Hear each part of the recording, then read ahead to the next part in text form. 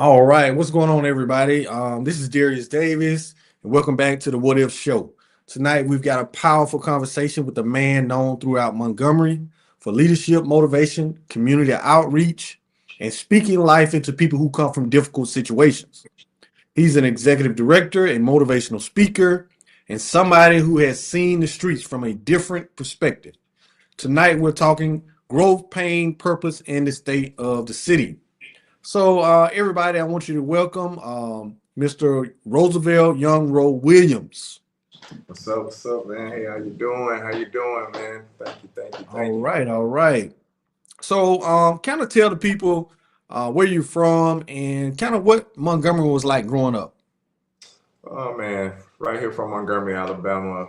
Growing up here in Montgomery, man, it's definitely I stayed on the west side of Montgomery, straight out of Washington Park.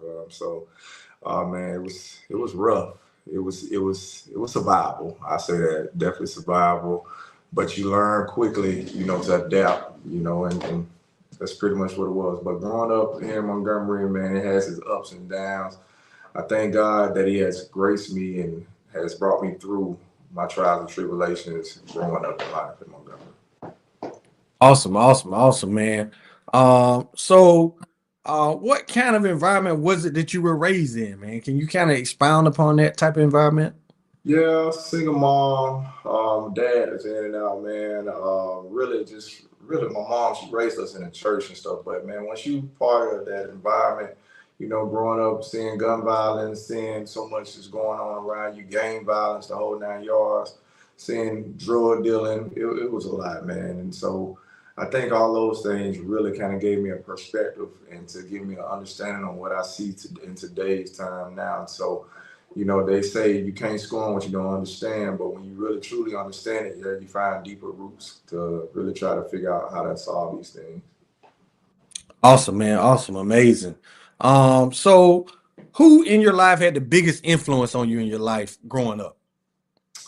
Biggest influence in my life, if I'm speaking transparently, man, I would say definitely it was my uncle, man. But now that I'm older and I can realize a lot of things now, man, I want to say it was a lot. Hanging out, 17 years old. I learned how to sell dope, how to, just, gang violence, the whole 9 yards, man. And so being around that I would say that would have been my biggest influence. But, like I said, when you going and you're young, no father figure in your life, you go with what you know. Awesome, awesome, awesome, man. I've heard that many times before, man. Like you say, you kind of pick up on the things that's around you, and you kind of get involved in those type of things. Right. So what were some of the struggles you experienced as a child, man? Can you think of some of the things that might have stuck out and some of the struggles that you had? I mean, struggling me personally, are you asking me personally as myself, or are you mean just overall as in family, growing up, things I encountered? As I told you, single mom, so just we grew up projects, we've been in the projects, the whole 9 yards. So it's not nothing. I don't sit here and put myself on a pedestal and say, well, I can't understand somebody who stay out in a certain area or project stuff like that because I've been there and done that. I just thank God as life went on, changed my mindset and all those things. But it's just, if I'm speaking individually, just some of the things I grew up, man, and struggle with. I want to say, man, finding my identity. Finding my identity. Really, having to figure out who Roosevelt is. Who was Roosevelt. A lot of people truly probably didn't understand me, man.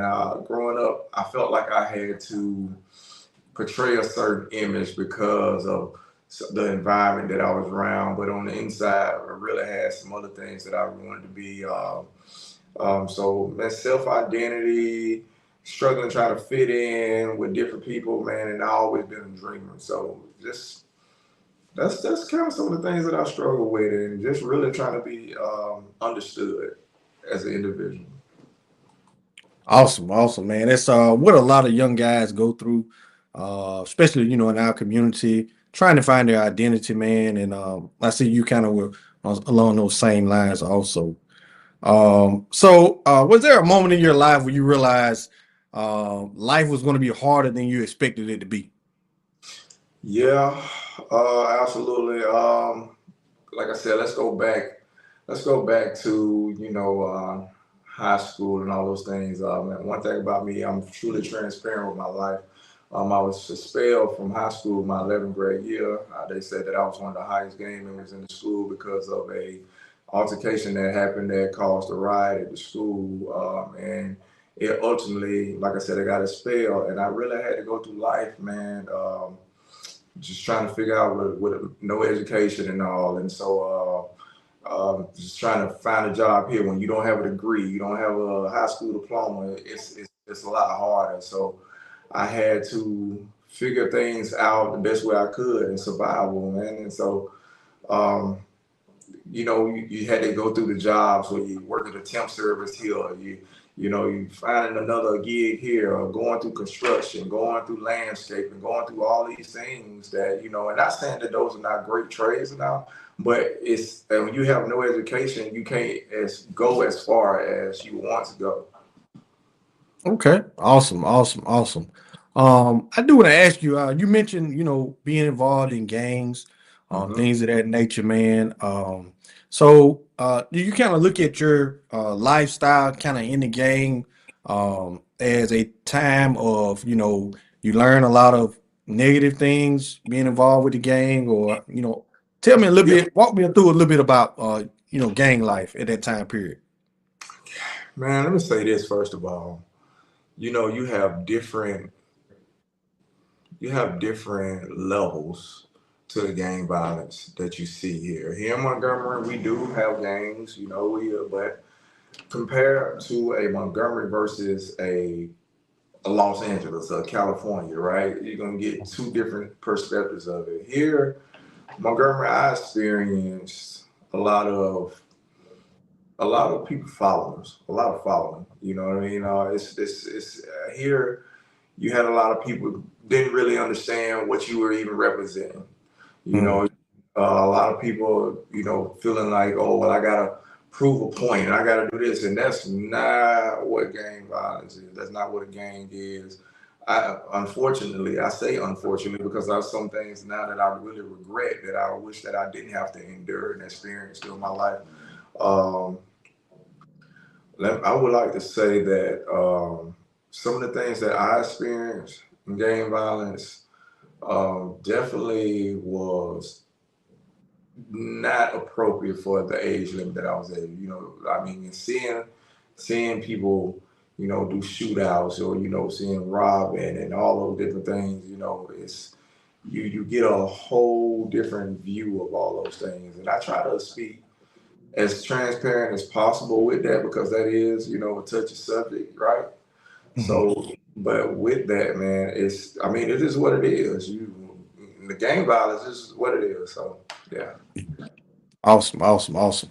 Now I want to ask you about some of the things you might have learned from the streets. Did they teach you a little good, or did you learn from bad from the streets? What are some of the things you kind of learned from the streets? You said, did they teach me to look good? That's what you I said? mean, did they teach you anything good, or did they teach you anything bad in the streets? Uh, Let me say this. The streets, I want to say the streets, there's nothing that you can really learn in the streets but survival. And the streets don't love nobody. I mean, I think we've all heard that. The streets don't love nobody. You either got two pathways in the streets. Either it's either jail or 6 feet under, right?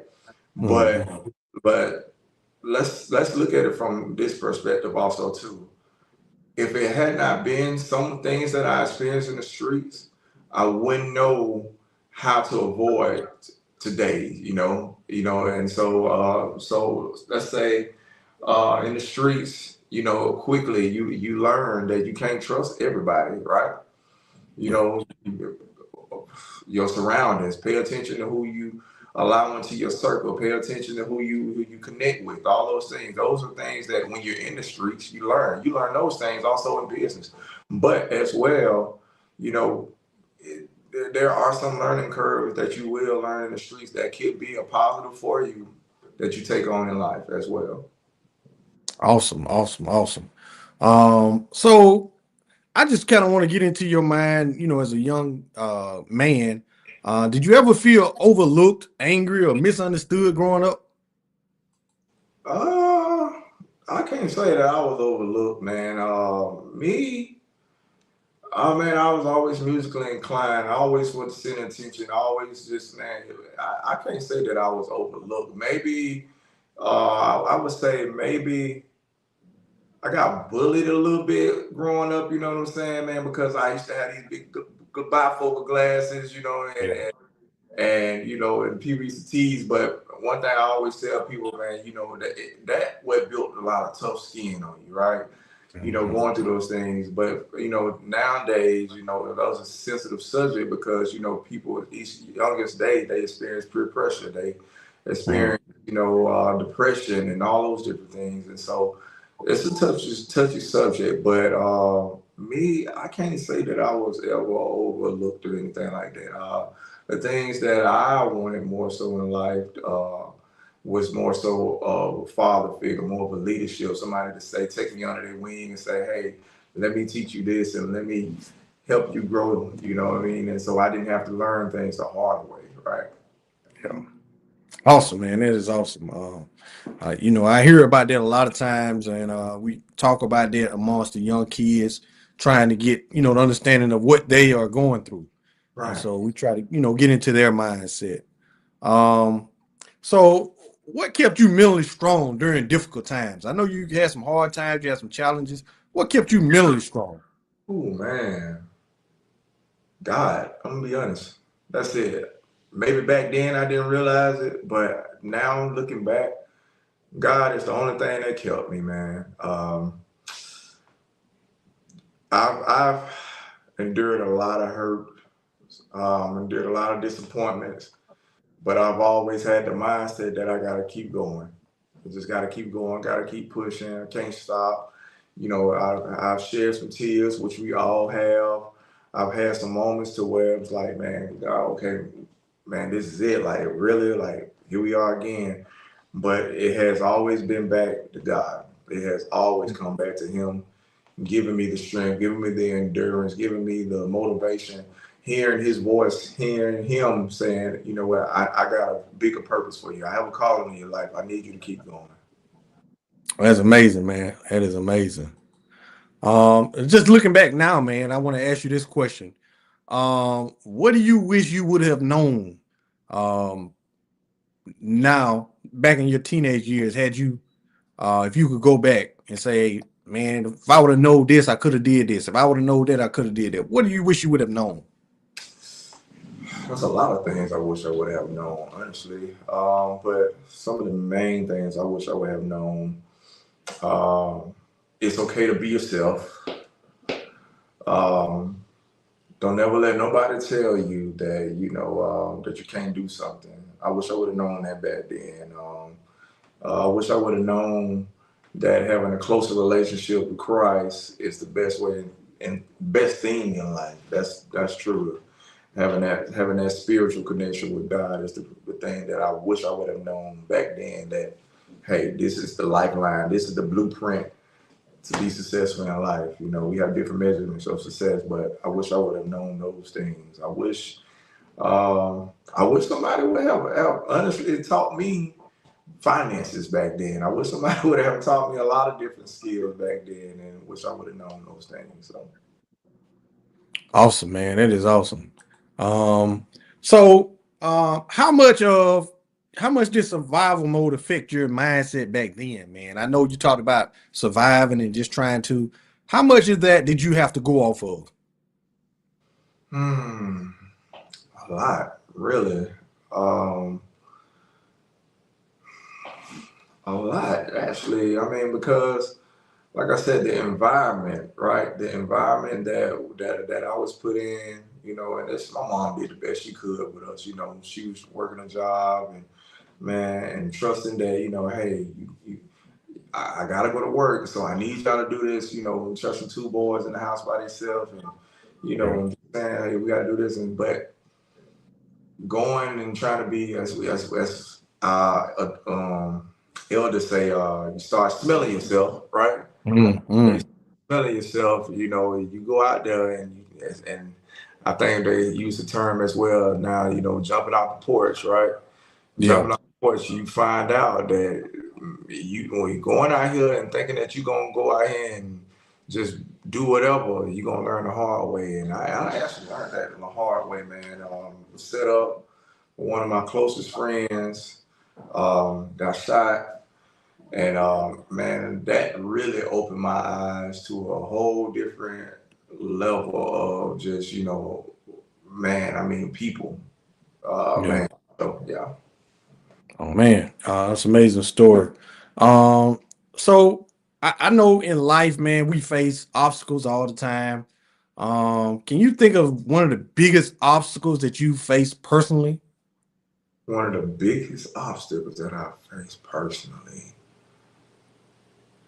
I'm gonna say the biggest obstacle that I would say facing personally, and a lot of people don't. I don't think a lot of people even look at this. The biggest obstacle that I think that I had to face personally was just actually being a a true stand up man of God and father. Yeah, Yeah. yeah. Okay. Okay. Yeah, that's the biggest obstacle because man, so often, so many times in life, I think we as men sometimes we we don't really pursue the fullness of being a real man of God or being a father. And what does that come with? I mean, for me, I'm a full time dad, right? I have my Yeah. kids, right? So Yeah. and so you think about it, man. These kids, they watching every move you make, right? Mhm. Yeah. So you have that pressure on you to go like, okay, when I'm angry, how do I operate? When I'm sad, how do I operate for them? When things are need to get done, how do you operate? So all of those things, man, those are tough challenges because you have that pressure and you want to show your kids that hey, this is how you have to operate when you get to this level. This is what you have to do when you become a father, when you become a man of God. And when we talk about being a man of God, man, so many times I think we compromise on the true integrity of what it is to be a man of God, and nobody's perfect, right? Right. Nobody's perfect. But when you call yourself a man of God, man, that comes with a charge to say, I gotta do the things the right way when nobody else is looking, right? Right. Correct. Correct. So Correct. those would be, I would say, some of the toughest challenges, man. Yeah. Awesome, man. Awesome. So, how hard is it for a black man to try to heal trauma when it's normalized? We see that so much in our society, man. We got trauma going on left and right. How hard is that to heal? That is hard too, and I should have included that as well. Man, trauma, and I've had my share of trauma. One of the experiences that I've dealt with, having a back-to-back loss, my uncle that I talked about previous, just a few minutes ago, and I lost my uncle back in 2022. He was that father figure for me, like I said, Yeah. negative, whatever, positive, however you want to put that.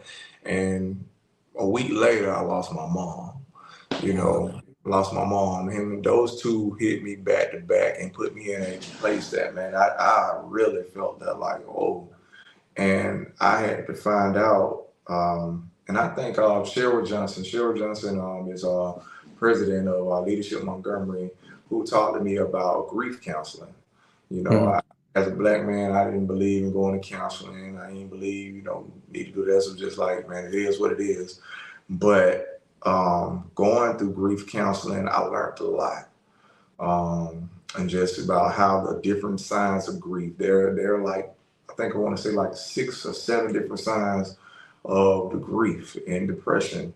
Right? You go through anger, you go through sadness, you go through so much when you have that type of trauma that happened to you.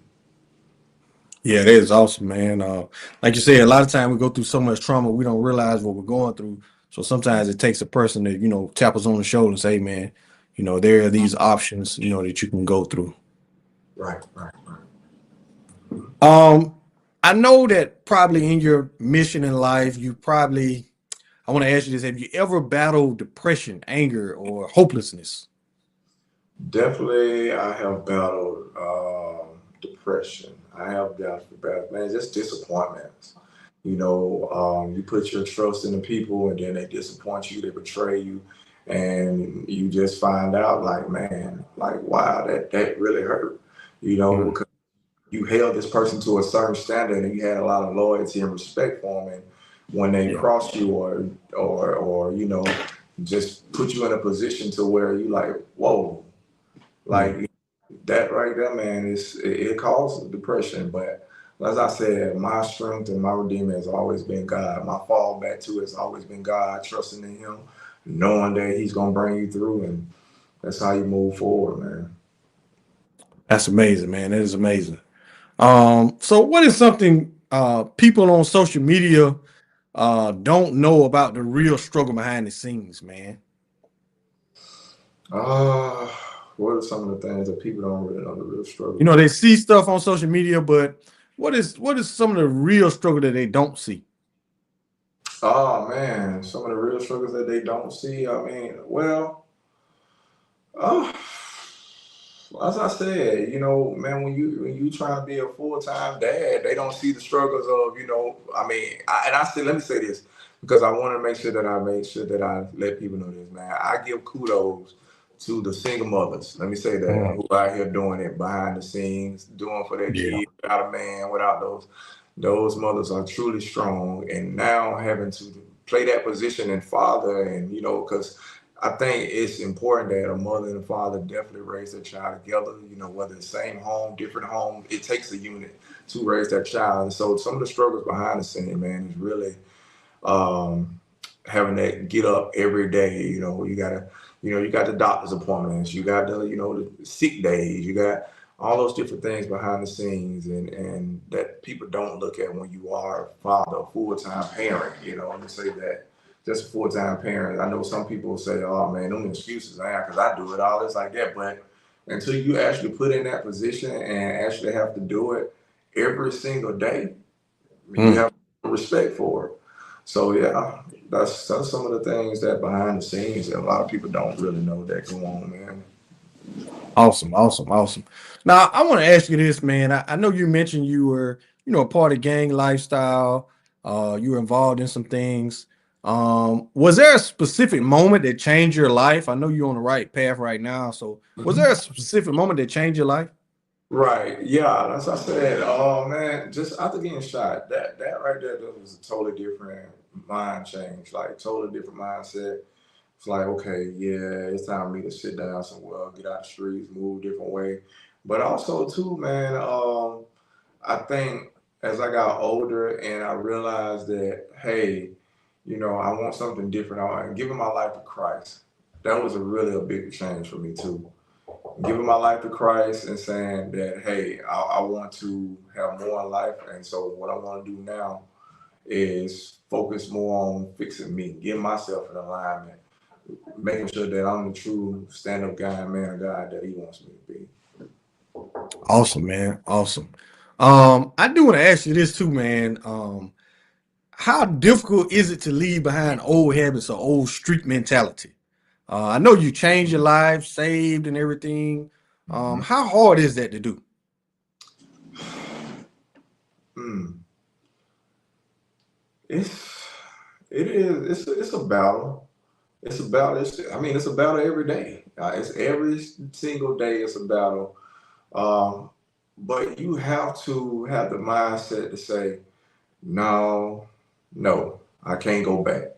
I come this far, I can't go back. And so, if you won't change, you're going to change, right? We hear so many people Yeah. say, "Oh, it's hard, it's hard, it's hard, hard." Yeah, it's hard, but if you want better results, if you want to be a better individual, you got to go through the hard. So therefore, and you got to have consistency. Consistency is the main thing too, as well. Saying, "Hey, I'm going to stay focused. I'm going to um, trust the process, and I'm going to accomplish this. This is what I'm set out to do." So, Mhm. yeah. Mhm. Okay. So do you think some people won't change, but they don't know how to change? Yes, yeah, yes, I do believe that. I've actually had some conversations about this before. A lot of times, because where we come from, depending on where people come from, a lot of times they don't have the knowledge, don't know that there are resources. They don't know that, there are people who do care, to talk to. And so, yeah, I can agree to that. Yeah. Okay. Okay. So kind of tell us a little bit about the work you're doing right now in the community, man. Yeah, Um, the work that I'm doing in the community, man, is still being activists, doing activism, really out here in the streets, trying to, stop the gun violence that's going on. My music, man, that's the main thing that I'm doing now. Mentoring, going into the schools, talking, but focus on Christian hip hop now. At one point, I used to rap about the guns and the drugs and all that stuff, but man, just guys told me like no, because man, like I said, believe it or not, man, my kids, they listen to my music, and I had to come to a conclusion like, wait a minute, I don't want them rapping about me shooting and robbing and selling dope and the money and the clubs and stuff. No, that ain't something that I want for them, and so having a full transition to say I'm gonna go positive, that's really what motivated me. And so in the community, in the church, ministering, bringing the word of God, man, that is the things that I'm focused on now. Teaching people about God, man, that is the greatest gift that you can give anybody today, is giving them God. That is it. that's amazing, man. That is amazing. So what kind of inspired you to get in this lane to start trying to help people, man? What inspired you to do that? Uh, Wanting change. Just really wanting change. This change started, I want to say, it already started change, but really getting into this lane started around like 2018. Started Mm. around like 2018. I seen so much was going on, man, left or right, homicides going on. People that I was close with were getting killed or going to jail. I was like, man, wait a minute. Nah, no, some got to change. And so I was like, man, what can I do? What can I do to affect change? And then, the biggest thing that I have, I always went back to music. My grandmama taught me music. She taught me how to play piano at a young age, and it always stuck with me. Even through school, I played in a band.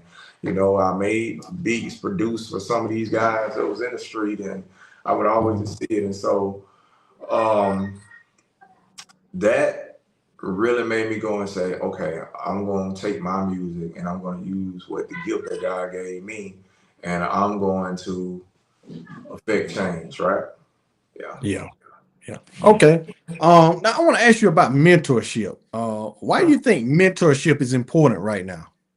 Mentorship is truly important because of fatherless homes, motherless homes. Mentorship is a important mechanism that has to happen because we need people guiding our young people. Even as an adult, you need mentorship. You need somebody who's over you to teach you and help groom you to get to your next level. Nothing in life is about you, right? Mhm. It's always about the next individual. It's all about the next person. And so having a mentor is something that you definitely need in order to stay equipped with knowing the different things. Because, like I said, I may have the wisdom and the knowledge from the streets that I can show somebody else, right? But somebody else that I'm come out of the streets has the wisdom and knowledge to show me, how to go to the next level as a businessman, right? Mhm. As a man of God, as a minister, as a pastor, whatever it is. So mentorship comes in many facets. Awesome, man. That is awesome. Um, so I want to ask you this question also, man.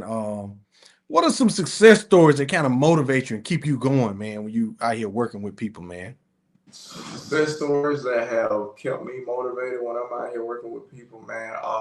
Man, just some of the guys that I've even mentored, man, is now they've gone to college, they've gotten degrees, man, they're in the military, man, just seeing that and I'm going like, man, wow. Like that is super dope. But man, the biggest success story that for me When I think about just man, seeing there start from finish, right?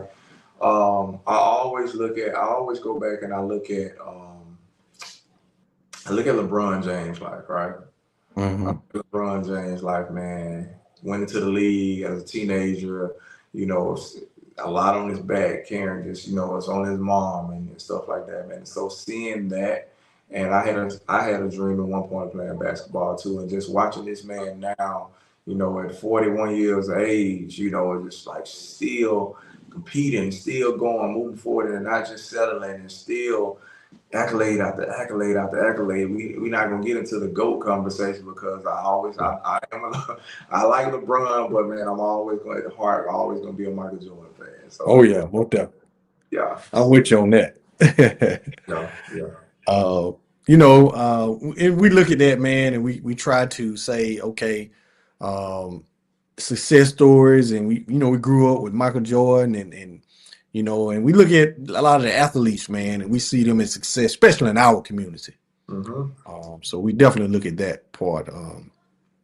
So I want to ask you this, man, specifically about Montgomery, man. What do young men in Montgomery need the most right now?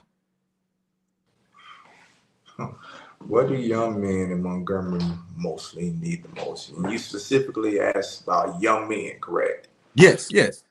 Young men in Montgomery specifically need guidance, guidance, structure, discipline, uh, and somebody who just cares, somebody who is, who gonna show them love, right? They need love, and definitely need a spiritual life too as well. I go back to that. I'm not going to swear away from that. Giving a young man Christ at a young age is one of the best gifts that you can give them. Hmm. Yeah. So those are some of the things that I definitely feel that a young man, yeah, definitely need now, man. Awesome, awesome, man. Like I say, I work with young men every day. I'm school teacher in system here in Montgomery schools, man, and I see that a lot of the kids just be wanting that discipline. They be like, please, and so if anybody can offer that to them, we definitely have to do that. Yeah. I do want to ask you this also, man. Do you think that social media is helping or hurting youth? Social media, I gotta say it from this because social media can be used as a great tool for marketing and promotion. And now we live in a time where we have content creators. We got a lot of TikTok users, we got a lot of Instagram users, all those things. And man, if they were really to get in depth with it and learn the skills, and it could help them display their gifts that they have, whether it's singing, whether it's rapping, whether it's poetry, whether it's motivational speaking. All of those things could be used as great tools. But the negative side of it, right, for our youth, is unfortunate that we highlight a lot of violence. Mm, We look at violence as entertainment. We mm, look at violence as mess, right? It's the next hottest thing, what I'm saying? Such and such got beat up, or such and such was fighting at the store, and everybody quick to pull out their phone and know that, oh, I'm gonna go viral. I'm gonna shoot this fight because I'm gonna get 10,000 views on this. And so if they get 10,000 views and then they're looking at the fact like, oh, because I know social media is gonna pay me. So anything that's of ignorance, anything that's bad, I'm gonna get paid from it. And but mm, they don't look at the other side of that, right? They don't look at the fact that, hey, when you putting this violence out there, all this is doing is fueling more violence. It's mm, fueling the next person to say, oh, such and such was fighting and such and such, so I'm gonna fight them. Oh, such and such was doing this and such and shot such and such, so I'm gonna go and shoot it all. I mean, it's just it's too much, man. It's too much. I feel like the social media creators and all that, man, definitely need to do a better job at um, separating, our age groups from what they see. And, it's a lot, man. Adult content, these kids, man, they get a hold of adult content now. I'm a big advocate, man, on telling parents, man, monitor your children social media. monitor their Mhm. friends, monitor all these things because social media, man, they have so many apps now that these Mm. kids get a hold to, man, that you be like, what? I didn't even know they had this. You know, Mm. so yeah, so it's a positive and it's a negative. Yeah, yeah, okay. Because like I said, I look at it, man. Things have changed so much, man, from 20, 30 years ago. Whether you could try to shelter your kid by, or not shelter, but you could close off the TV, you could, cut off the music or radio or whatnot. And now with the advent of phones and tablets and things of that nature, man, kids have access to the world. So, like I said, I can imagine it's 10 times more difficult for a parent of this day and age to try to monitor versus it was, years ago. Right. Um, so I do want to say this. How do we get young people to believe in themselves again? How do we get young people to believe in us, believe in themselves again? Exposing them to another lifestyle, exposing them to things that they didn't think was possible, right? That goes back to mentorship. That goes back to showing them the resources. That goes back to love. That goes back to Christ. All those things. Somebody stepping into their life and showing them, man, you wouldn't believe. I have mentored certain guys that come right here from out of Montgomery on the west side of Montgomery and never even have been to the east side of Montgomery. Wow. Yeah. And it's serious because Wow. all they know is the west side of Montgomery. They don't know Pike Road. They don't know Chantilly. They don't know East Chase. They don't. That all they know is from the west side of Montgomery to the south side of Montgomery. And Wow. you go and you sit and you go like, whoa. And then when you get that young man or young woman, and then you take them over to that side of town, and they get to looking like, hey, whoa, like this, and then you start talking to them and pouring into them and telling them like, hey, you can have this too. I'm from the west side of Montgomery. I grew up in there, man. I grew up on the west side, got to the south side, and now my God just showed me, hey, I could take you further than Montgomery. I could take you further than Alabama. And God has shown me all those things, man. So just when you start pouring into a young man and pouring into an individual, man, you can really start building their confidence, building their mindset to say, I can do this too. If Mr. Rowe did it, or you know what I'm saying, if Mr. Davis did it, then look. I mean, think about it. Right now, you got so many kids. I mean, yourself. You right now, you're interviewing, you're doing a podcast, you got all these things.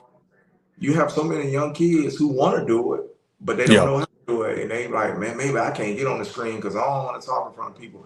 But if Mr. Davis pour into that child, right, and say, hey, I'm going to sit you down and I'm going to teach you this, it's going to build Yeah. their confidence. Yeah. Most definitely, man. You mentioned, man, a lot of these kids have never got a chance to even go to East Montgomery, man.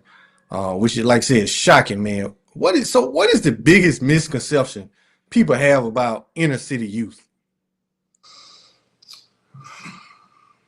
That they all thugs, that they all want to steal, they all want to kill, that they all carrying switches, that they all, ain't got no common sense, no manners, no one of that. And that's the biggest misconception, bro. That is, man. Some of these kids that are in the hood, that are in the trenches, man, they some of the brightest young students you will ever see, some of the brightest young individuals and smartest individuals, like really. They have a head on Mm. their, it's just the environment that they're in. But again, that goes back to, hey, you can't scorn what you don't understand, right? Right. Sometimes I think, sometimes I think even some of the adults or individuals, including leadership, we get so here to the fact that we forget that we once was there, right? We once was Mm. there. So when we get here, we have that mindset of like, oh, I ain't gonna matter because all they want to do is fight. All they want to do is this, such, such. And that's not the truth. That's not true. All these kids don't want to shoot. All these kids don't want to, club and smoke and do all that, have sex. All the kids don't want to do that. That's not all our youth. Some of Yeah. our youth, they want to be college graduates. They want to make it to the military. They want to make it to the NBA. They want to do all these things, but it's just the environment that they're in and what they see. Yeah. But it take a Mr. Davis, it take a Mr. Roosevelt, it take a Stephen Reed, it takes a Philip Inslee, it takes all of us coming together, regardless of color, regardless of what, and saying, hey, we gonna go into our inner city and we gonna pour into these young people. We're gonna give them incentives. We're gonna show them that there's somebody who loves them and they care. Yeah. It's amazing, man. It's so true. So true. Um, so man, I want to ask you this question, man. Has helping others also helped heal parts of yourself? Absolutely. Absolutely. But I don't look at it as, I'm doing this to help myself. Helping others is just what we're supposed to do in life anyway, right? Okay. Yeah. Um, when we help somebody else, again, I just said, our Mm, life is not about us. mm, Our lives are not about us at all. So helping somebody else is what we're supposed to do, is what God expects us to do, you yeah. know. And yes, it has helped heal some things because as well by helping others, man, you go back like, man, I feel good about this right here. And anytime you can make yourself feel good about something, bro, that builds that confidence in you. That builds that love inside of you. That builds, that joy, that happiness that God already possessed and put inside of you, right? So yeah, Right. absolutely. Okay. Um, so man, I know you be in the streets of Montgomery, man, and I kind of want to ask you that. What's really going on in the streets of Montgomery right now, man? In the streets of Montgomery, define when you say in the streets of Montgomery, because you got two different sides when you say streets of Montgomery. Are you talking about what's going on in the hood, or are you talking about just overall what's going on in the streets of Montgomery, trending right now? Yeah, yeah. Just what's going on in the hood, man. Tell me what's going on in the hood, man. You know, what's really going on? We hear so much.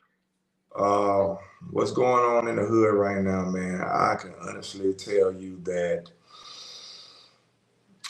it's a lot of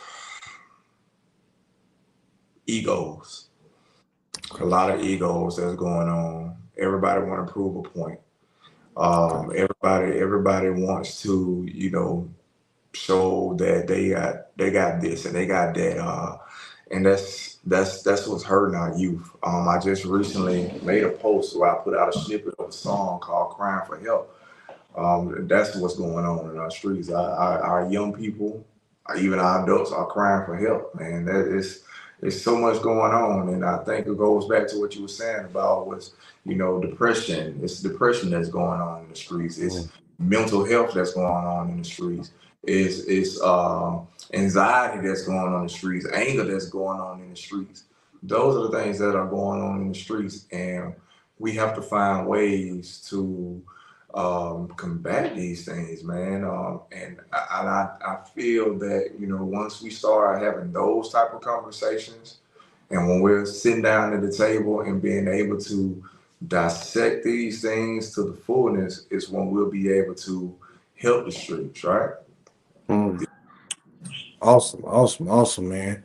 Um, so we're looking at some of the different things that could help our young people, man. So our young people, are we missing opportunities for our young people? Are we missing hope for our young people? Or what are some of the things that we could do more of? Hmm.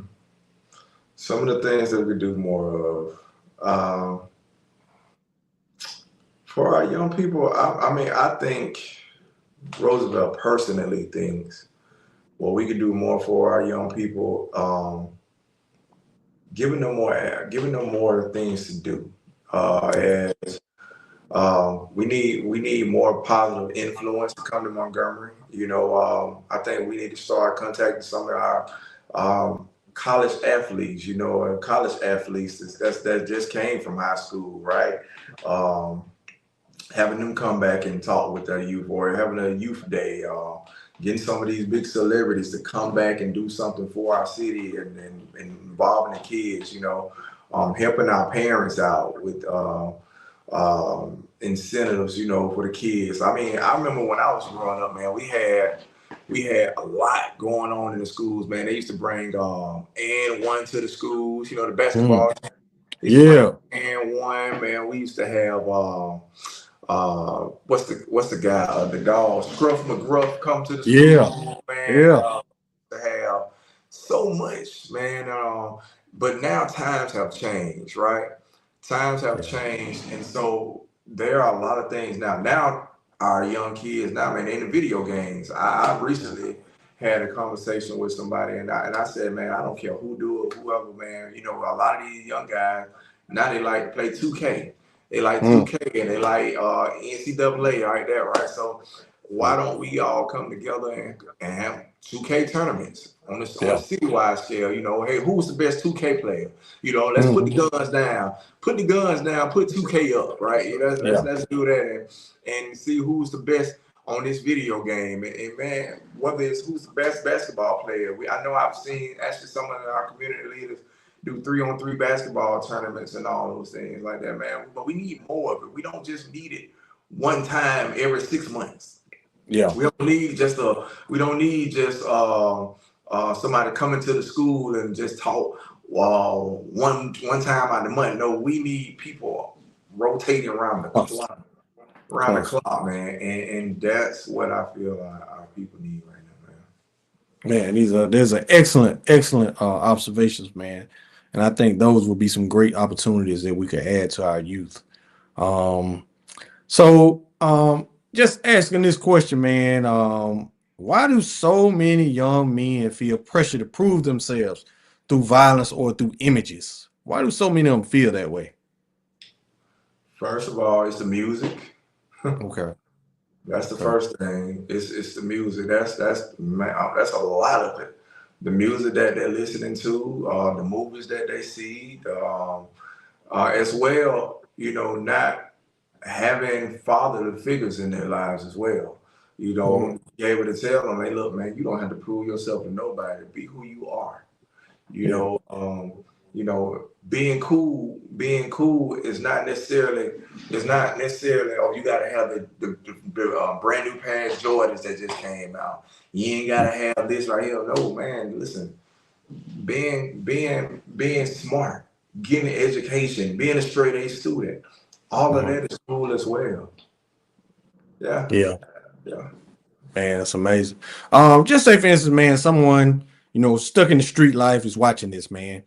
What type of advice would you give them right now? Get uncomfortable. Get uncomfortable. Somebody who's stuck in that street life right now, you got to get uncomfortable. It's not gonna be easy, depending on how far you are in the streets. Because I know, man, that comes with a lot. Because I've seen it. You got a guy. You may have a guy who all the hood look at as the plug, and now when the plug is wanting to, change his life, when the plug is wanting to be a straight up man and a stand up guy, now you got the other guys who are up under him looking at him like, bro, you softening up, you turning weak. Now it's the thing. Now I feel like I can test you now, right? Mm. But you still have to walk through it. You still got to stand strong. You got to at that point, man. You have to separate yourself. If it's moving to a new state, if it's moving, across country, if it's moving out of the country, whatever, so you can elevate yourself in life to get away from that street life, you gotta be willing to sacrifice and take that risk to say, I'm gonna let everything go because I want to live long. I don't want to go to jail. I'm tired of this. I'm tired of this. You know, do it. Um, I would say at that moment, stop and ask yourself, who has shown you to be the most positive influence in your life, right? Because if that person is truly a positive influence in your life, they're going to help you navigate to get away from that. And they're going to give you every piece of advice that's inside of them to help you maneuver to transition into a different place in life. Awesome, man. That is awesome information, man. So I do want to close out, man. I want to ask you, man, what would you like your legacy to be? When people say young road this and young road that, what do you want your legacy to be at the end of the day? I want my legacy to be Yunro. Was a first of all was a real man of God. He's a father. My legacy, I want him to say. I also want him to say that, man. And when God blessed me, I want him to say that Roosevelt Yunro was an amazing husband, and Roosevelt was a true um, all American citizen inside of this room. Yeah. Awesome, awesome. One message would you what message would you give to young black men watching this today?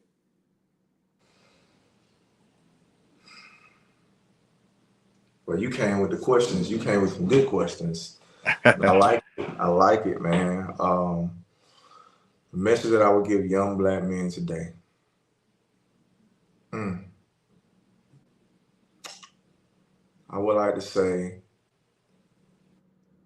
start the work and start the work and recognizing who you truly are. Start the work and recognizing who you truly are so that you can be the best individual possible that God has created you to be. Yeah. Awesome, awesome, awesome, man. That's just awesome advice. Um, so I kind of want to look in the future. 5 years from now, where do you see yourself and your mission at? 5 years from now, I see myself, first of all, I see myself doing more in the kingdom of God, whether it's ministering, whether it's pastoring. I see myself 5 years from now also at a bigger platform to help our youth. I see myself also being able to travel around the world and just being able to tell my testimony, tell, the things that I've experienced in life and how I was able to, grow from it. So, man, and just really, man, just like I said, just overall showing that you can make it from despite where you come from. Awesome, man. Awesome. Now, I do want to ask you about your music, man. How can people, if they want to hear your music and they want to support your music, how can people get a hold of your music? Yeah, so you can stream all my music on Apple Music, Spotify, just all your streaming platforms is at Yunro. That's capital YUN, capital RO. Yunro on all streaming platforms. So man, be looking out. As I just said, there's a new single that I'm about to get ready to push out on June the 1st. Called "Crying for Help." This record was truly dedicated to those who have lost their life to violence, and it's a cry for help by young people. That's my focus, man, and just continuing to fight this battle on gun violence and just trying to show us like, hey, we ain't got to keep going to the guns. Guns are not the answer. So, man, stream that. It'll be out on June the 1st. Check out the snippet, share it. Somebody else may hear it, and also, like I said, this man, just continue to be being a light inside of this world. Okay. Now, if they want to follow you on social media or Okay. they want to follow you other ways, how can they do that? Yep. So you can follow me on my Instagram at Yunro18. You can follow me on Facebook at Roosevelt Yunro Williams and Yunro. TikTok at Yunro334. Also too, man. So yeah. Okay, okay. I really appreciate you coming on my show today, and man, I really think it was a blessing to get you on my show and kind of get your inner feelings, man. I really appreciate that, and I want to challenge all my viewers to go and listen to your music. I got an opportunity to listen to some of your music, man. I was really inspired, man, listening, and I felt really good. I feel like sometimes I can play it in the classroom, man. I could play it, different places, man, Mhm. and feel really good about it. It's really inspiring and motivating music. So I want to tell all my viewers to make sure they go and check you out, man. Absolutely, man. I truly appreciate you having me on. As I said to you, man, before you, it's a little bit different being in one interview, and as well, you guys. Yeah. I want to let people know too as well. Wake Up Montgomery, my podcast, will be coming back also too, man. And let's collab. Let's do it. I truly thank you for having me on, man. It's an honor. I truly appreciate it. Yes, sir, man. Thank you so much. We definitely need to do that, man. Most definitely, man. And thank you everybody for joining the What If Show. Please like and subscribe. And like I said, I'm gonna be checking out Yunro on his podcast also, Wake Up Montgomery. And we'll definitely be, like I said, in the future talking, getting in touch on that, man. Thank you everyone so much. Thank you so much, my guy. All right, thank you, man. Have a All blessed right. one. Yes, sir. You too.